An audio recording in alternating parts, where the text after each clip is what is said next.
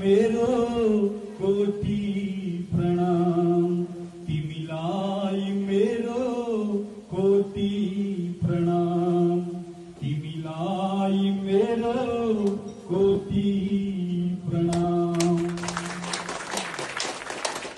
राति आकाश भन्दा विशाल भावु, समुद्र भन्दा गहिरो छ छाती, इच्छा म तिम्रो पूरा गरेर राख्ने छु संसारमा यही तिम्रो नाम।